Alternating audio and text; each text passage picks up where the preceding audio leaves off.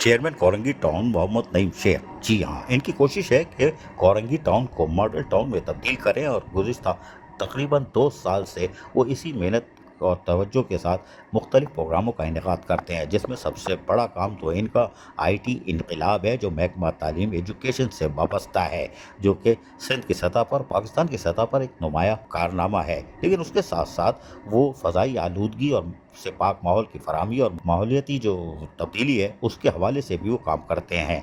इसलिए उनकी नर्सरी में, जी हाँ, उनकी अपनी नर्सरी में वो पौधों की अफजाइश को यकीनी बनाते हैं, यानी वहीं पैदा करते हैं बीज वगैरह डाल के पौधों को, और उससे यकीनी तौर पर फिर वो शजरकारी मुहिम और उसके साथ साथ अपनी ग्रीन बेल्टों को और पार्कों की तज़ीन व आराइश में इन खूबसूरत फूलों को अपनी नर्सरी में तैयार करके लगाते हैं।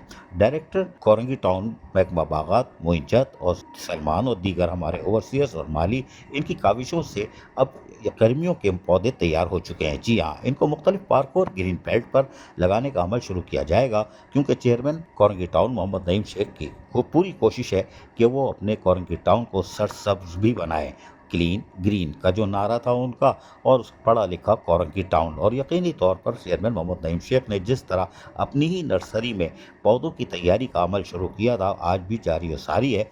और कराची का सबसे बड़ा फ्लावर शो करने का एजाज़ भी कोरंगी टाउन के चेयरमैन नईम शेख और महकमा बागात को जाता है।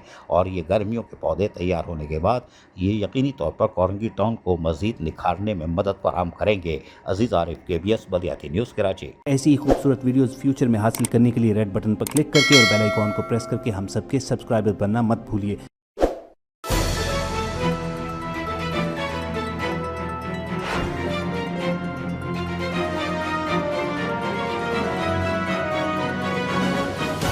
KBS बलियाती न्यूज़।